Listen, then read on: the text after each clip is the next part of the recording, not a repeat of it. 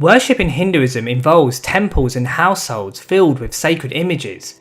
Elaborate ceremonies and practices form the centerpiece for many Hindus throughout the world.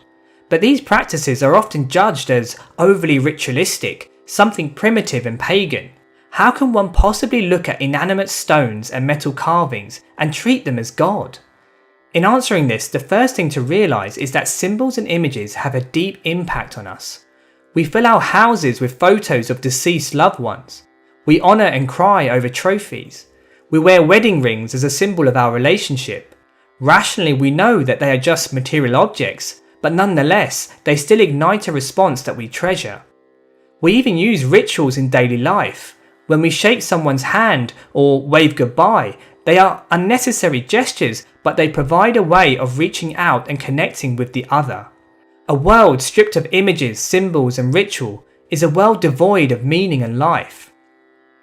Religions such as Judaism, Christianity and Islam outright reject any form of image worship. The Old Testament and Quran explicitly condemn worshipping God with form. Yet the followers still cling to symbols to remind them of God. Symbols are the language of emotion and faith, not of reason and logic. In religion and spirituality, they are the way in which the transcendent reality is presented to our inner world. They bypass our superficial logic and tap into our deeper nature. We must remember Hinduism is ultimately not just philosophical, but experiential. Practices are geared towards achieving the direct perception of the divine. The key point to understand is that the goal of a Hindu is not to survive God by following commandments to attain heaven and avoid hell. It is to intimately know Him. Cultures which maintain that the goal of life is only about salvation through a belief system will not place emphasis on rituals and images, since doctrines are more important than experience. But those traditions which seek to know God firsthand are often flooded with imagery. They will venerate deities, saints, relics, and even people. In Hinduism, anything which points to that transcendent divinity is used and cherished. The founding scriptures of Sanatana Dharma do not restrict the use of images, but in fact support and explain it. The Upanishads declare Sarvam Kalavidam Brahma, all this creation is God Himself. When Hindus declare that God is infinite, they literally mean it. He pervades the universe and is within everything living and non-living. The goal of life, as the masters have declared, is to perceive this truth firsthand. It is to transcend the mind and see the glory of the divine in absolutely everything, in ourselves and in all creation. This state is known as Samadarshana, or equal vision, where there is no distinction of people and things and only the pure perception of God Himself. But so long as one has a mind conditioned by this material world, such a state is beyond our reach. So how can one access this elevated realm of seeing God everywhere? The masters have understood that before one can see God everywhere, we have to see God somewhere. This is the role of Murti worship. The Murti, or temple image, is the place where one can focus the mind and actually meet God, not just be reminded of Him, but actually see Him. Paintings, statues and ornaments can be useful decorative features which can prompt us to contemplate on the divine. But the Murti is not just a statue that reminds us of God, it is God. A Hindu can make this statement not only because everything is divine, but also because of a ceremony called Prana Pratishta. Through a series of ritual steps, prayer and mantra, ancient rishis have laid down the process of how to invite the presence of divinity to reside in the image in a concentrated, focused way. As soon as this is done, the inanimate stone or metal statue is transformed into the deity itself. It is suffused with the energy and potency of divinity. Theologically, this ritual is explained again in the Upanishads, where it is said, "That is full, this is also full. From that fullness comes this fullness.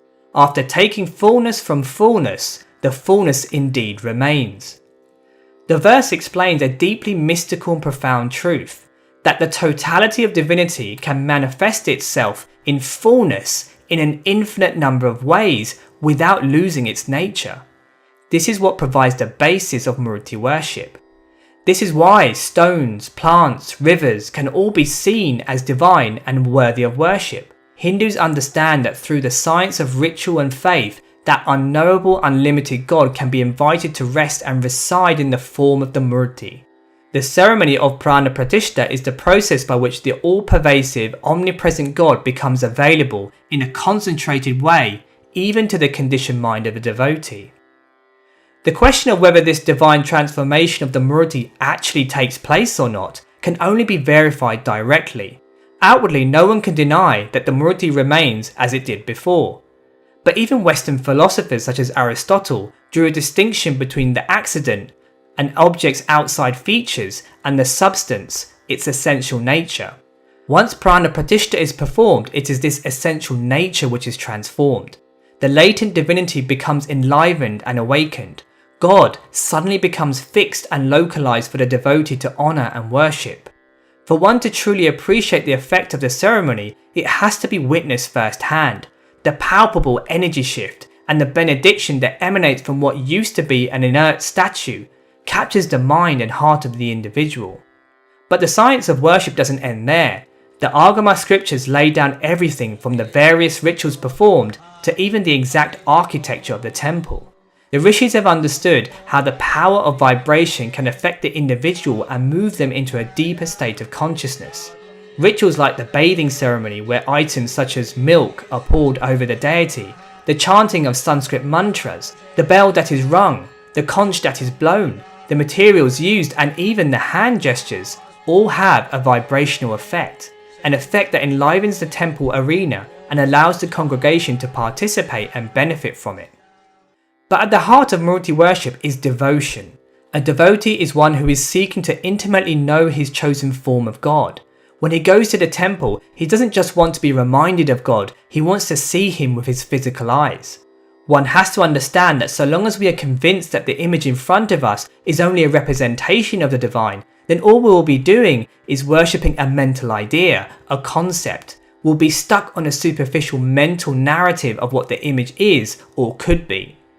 A devotee is one who is willing to abandon the mind and its stunted logic and actually give themselves to the belief that this is actually God. And when that is done, the whole situation changes dramatically. It is the mind which digests the outside material world through the senses, and to the mind, the Murti will always be an inert statue. But by meditating on the Murti as God himself, the mind which clings to the outside physical reality becomes suspended. And instead, we start to look at the deity through a different lens, through the eyes of the heart. Depending on how willing we are to see the Murti as God, we will begin to perceive a deeper reality. A reality where one actually contacts divinity through the Murti. When the mind is transcended, the perception of the Murti as just a statue completely vanishes and only God himself remains. Hindus are comfortable accepting the paradox of God and a statue existing as one, in the same way that they are happy to accept that God and man exist as one, or that God and nature are one. Ultimately, if one is still stuck on the perception of the outside physical world, then one cannot fully see God. But when one has the darshan or vision of God, then one will no longer see the physical world.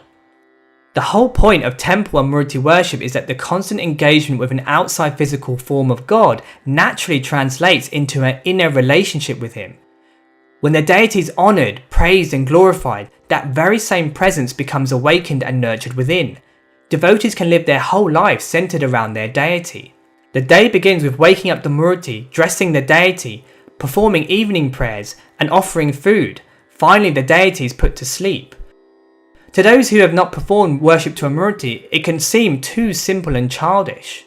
But as mentioned, if one gives oneself to the process and genuinely sees that they are serving God, everything that happens on the outside begins to happen on the inside. The glorification of the external deity glorifies that same divinity within. God no longer becomes a vague being in some distant heaven. He becomes the presence by which we do everything. He becomes life itself. The Murti is a portal, a doorway to the direct experience of God. The rishis have understood that paradoxically, one can use the physical to go beyond the physical. One can use the limited to enter the unlimited. The full benefit of temple worship only comes to fruition when we abandon the judgmental dogma we carry and surrender ourselves to the process. To see and serve God who resides in everyone can be difficult. People are fallible, and to perceive their eternal divine nature is challenging to the mind. By worshipping the Murti, slowly we realise what the presence of God actually is, and once we have recognised that, we become graced with the drishti, the divine vision. As this grows in depth and intensity, that same drishti allows us to see God in every living and non-living thing. But it would be a mistake to maintain that worship is simply a means to an end. The devotional masters who possessed the highest states of realisation never abandoned deity worship. They carried on performing rituals and saw to it that even more temples were established. They showed that worship was not only the way, but also the goal of life. They demonstrated and taught that so long as we have a form and a sense of individuality, then devotion and service to God never ends. It only grows in its beauty and enjoyment. There are many who propose that we don't need temples, that spirituality is about going within, not about external superstitious ceremonies. But this is a huge mistake. God is not just about quiet introvert contemplation. He is about celebration and love for life. The temple is a forum for communities and like-minded individuals to gather together and centre their life on spirituality. Philosophy can feed the mind and give the illusion of spiritual progress, but a spiritual path devoid of grace is like a car without an engine. However great it looks, it cannot go anywhere. Murti worship plays a critical role in anchoring this grace. It is this grace that breaks down illusion and allows us to progress spiritually.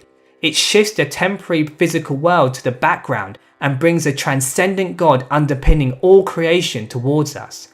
The Murti is the place where one can serve God, where one can praise Him, where one can see Him, and above all, where one can be seen by Him. Many thanks for listening.